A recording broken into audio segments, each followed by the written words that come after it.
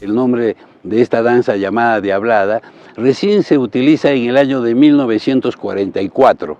Pero ¿cuál era el nombre que usaban antes este tipo de danzas? El nombre era diablos de mañazos, ¿no? Por el asunto de que en las máscaras tenían cachos. Esta danza ha recorrido más de 300 años. Eran conocidos a los mañazos como los ganaderos que traían ganado para ser beneficiado en esos sitios. Estos ganaderos seguían un ritual muy antiguo, que todavía se sigue acá en algunas partes, que cuando se degüella, digamos, un animal, ¿no? O se sacrifica el animal, hay que bailar con su cabeza, ¿no? Y entonces bailaban con su cabeza para que el animal, su espíritu, esté alegre cuando se va hacia el Apu, hacia la Chachila, ¿no? Todavía eso se hace en la actualidad. Y entonces bailaban con la cabeza y hacían todo un movimiento rítmico acompañado del sicuri, que era la música de los ganaderos de mañazo. Con el tiempo, estas cabezas ya no las usaban así, sino así hicieron ya con los cueros y los cachos, ya lo hicieron ya como máscaras.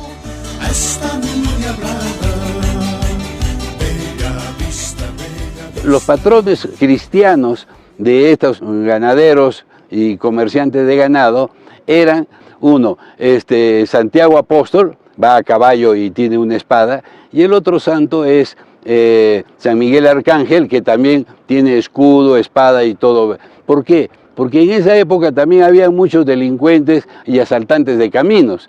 Entonces todos los ganaderos tenían que ir muy armados, ¿no? y viajar en grupos grandes.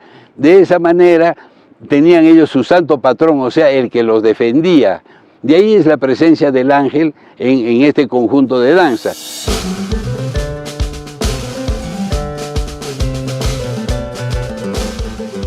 Si empezamos a hablar, por ejemplo, del Arcángel Miguel, que es el representante de la Iglesia Católica, nuestros ancestros en él representan al Cajlla, el rayo. Y por eso es que el Arcángel Miguel, cuando baila en la Diablada Puneña, su espada no es tipo romano como nos representa la Iglesia Católica, sino en forma de un rayo. Entonces representa al Cajlla, al rayo, que es el que anuncia ya pues la llegada de las lluvias fecundantes. De sus ancestros los Pucaras nace la diablada, mestizos mineros y arrieros fueron los mañazos. De sus ancestros los Pucaras nace... A la máscara le han adicionado el elemento felínico, que es el elemento totémico de los pastores, que se introduce en la década del 60, que esta danza ya viene transformada con otro nombre, y también se ha cambiado el sentido de las figuras. En vez de ser vacunos, ahora son demonios verdaderos, y eso es por influencia de la Iglesia Católica, porque cuando empezaron a llamarlos diablos de los mañazos, la Iglesia empezó a preocuparse. ¿Cómo es esto? Si el demonio es algo tan terrible para la Iglesia, ¿cómo la gente juega con eso?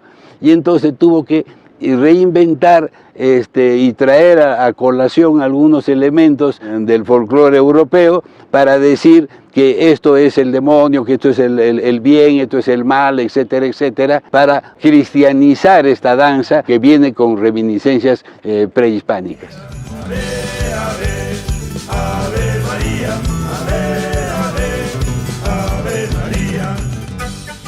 El Supaya y el Sahra eran divinidades tutelares en la época prehispánica que se dedicaban, digamos, a la crianza y al cuidado de la vida de los hombres y los animales.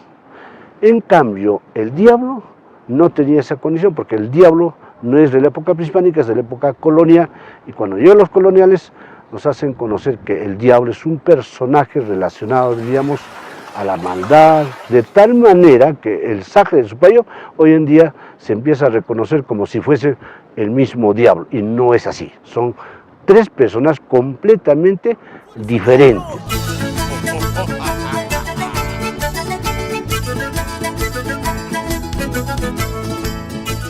Para mucha gente es una contradicción de que el diablo, cuando baila para la Virgen de la Candelaria, se ponga frente a ella. Pero para nuestros ancestros es un encuentro de la Pachamama con la Pachamama, frente a frente, porque en el traje del diablo está representado todos los elementos mitológicos de la teología andina que representa la Pachamama. Y la Virgen de la Candelaria es adoptada como la nueva Pachamama con la llegada de los españoles.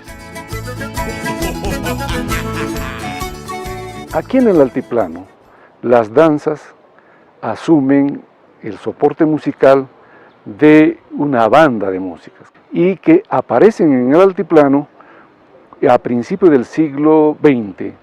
Esto porque los licenciados de los cuarteles que se establecen en Puno son los primeros músicos que sirven de soporte musical a las danzas que acompañan en los procesos festivos en provincias. Se vive la alegría en la tierra mía, bailando todo el Perú, viva nuestro folclore. Entonces Puno es el único lugar, no existe ni en otro sitio del altiplano, menos en la hermana República de Bolivia, donde se juntan las dos tradiciones. Tenemos una diablada puneña con sicus, es una herencia de los puquinas de hace más de 2500 años atrás, y tenemos la diablada acompañada con instrumentos de bronce. Y eso en Puno no es una contradicción, porque empatan perfectamente, hay una armonía completa entre los conjuntos de sicumorenos acompañando esta danza de la diablada o formando parte de la danza, la diablada tradicional con estos instrumentos de viento, y por otro lado estamos los conjuntos que ejecutan los bronces andinos, que ejecutan la danza, que acompañan la diablada con instrumentos de bronce, y ambos con una cantidad impresionante de músicos, y eso solamente lo podemos disfrutar aquí en nuestro altiplano. En conclusión, tenemos una combinación de un instrumento prehispánico de más de 2500 años como es el sicu, que todavía sobrevive en una danza tan moderna como es la diablada, que lo ejecuta Mañazo, Obrero, Altiplano, Paxa, Proyecto Puno y otras agrupaciones, mientras que combina esa actividad con estos instrumentos modernos que han traído los europeos, que no tienen más de 500 años en nuestro altiplano y que conviven perfectamente hoy en día en la celebración festiva de la festividad de la Virgen de la Candelaria.